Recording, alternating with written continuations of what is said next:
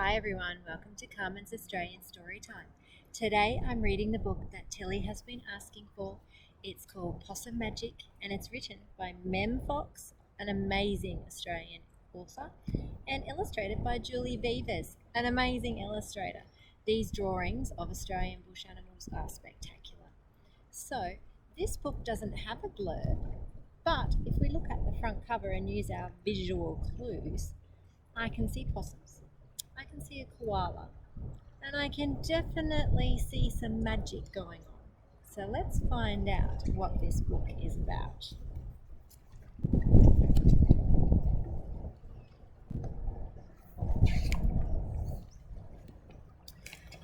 Once upon a time, sorry, it's a very windy day again.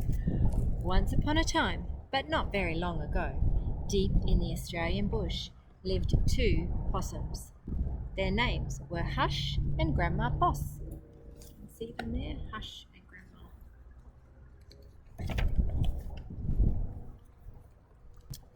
Grandma Poss made bush magic. She made wombats blue and kookaburras pink. Imagine that if you went through the bush and you saw a blue wombat or a pink kookaburra. She made dingoes smile and emus shrink. But the best magic of all was, imagine a tiny little emu.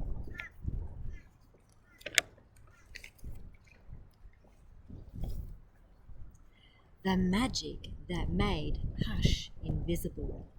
So I wonder why Hush needs to be invisible. That is pretty amazing magic. I love this drawing because you can see as the magic works, Hush becomes more and more invisible.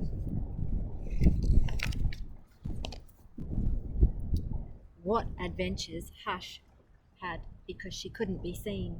She could be squashed by koalas.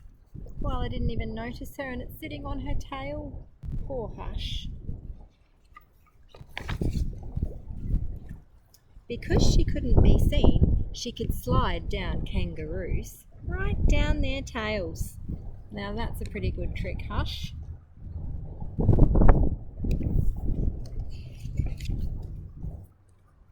Because she couldn't be seen, she was safe from snakes, which is why Grandma Poss had made her invisible in the first place. That is a mean-looking snake. And look how close Hush is. But because she's invisible, the snake can't get to her. But one day, quite unexpectedly, Hush said, "Grandma, I want to know what I look like. Please, could you make me visible again?" "Of course I can," said Grandma Poss, and she began to look through her magic books. She can't see herself.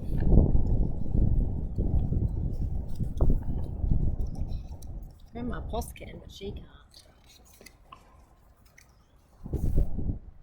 She looked into this book and she looked into that. There was magic for thin and magic for fat and magic for tall and magic for small, but the magic she was looking for wasn't there at all. Oh boy, there is a big problem. She can't find the magic that she's looking for. She's been through all of her books. Grandma Poss looked miserable. "Don't worry, Grandma," said Hush. "I don't mind." But in her heart of hearts, she did. Sometimes when we really do mind, we have to be polite and say that we don't mind because we don't want to hurt other people's feelings. She doesn't really want to hurt her grandma, but she does wish that she could be seen. All night long, Grandma Poss thought and thought. The next morning, just before breakfast, she shouted, "It's something to do with food. People food, not possum food. But I can't remember what. We'll just have to try and find out." So, later that day, they left the bush, where they'd always been, to find what it was that would make Hush seen. A little bit of rhyming going on there. And I don't think I've ever seen possums riding bikes, have you? I just saw a couple of people ride past on their bikes, but there was no possum on the back of their bike. They ate Anzac biscuits in Adelaide, Mornay and Minties in Melbourne, steak and salad in Sydney, and pumpkin scones in Brisbane.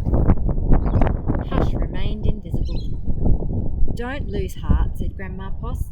Let's see what we can find in Darwin. It was there in the far north of Australia that they found a Vegemite sandwich.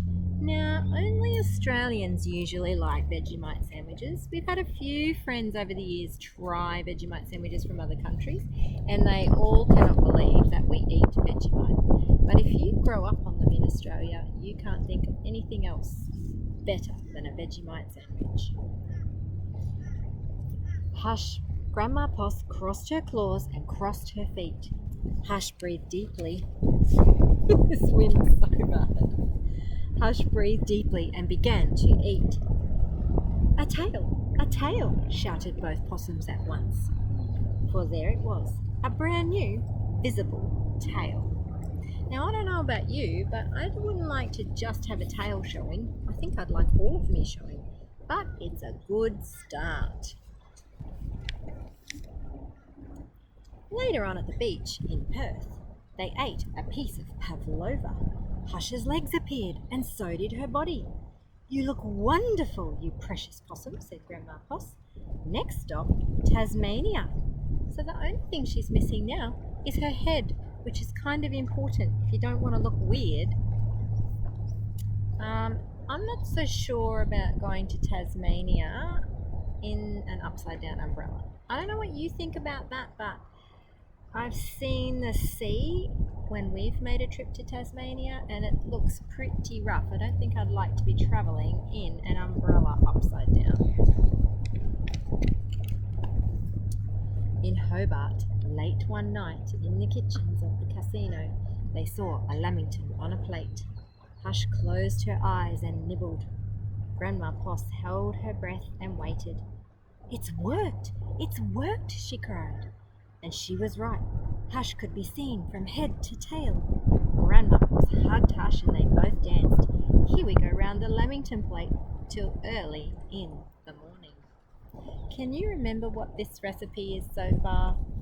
Now, my year ones are going to do procedure next term, and they're going to be learning all kinds of recipes.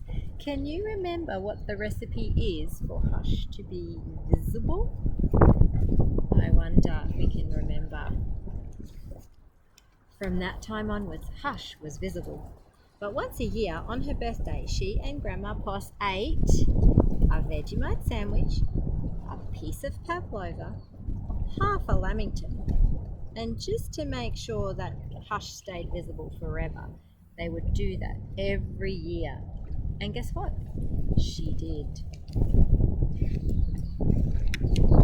And that's the end of Possum Magic. Tilly, I hope you enjoyed that story. Sorry it was so windy out here today. I'm hoping that my next book that I read, it won't be such windy weather. Thanks for joining me on Carmen's Australian Storytime, and I look forward to seeing you all soon. Bye for now.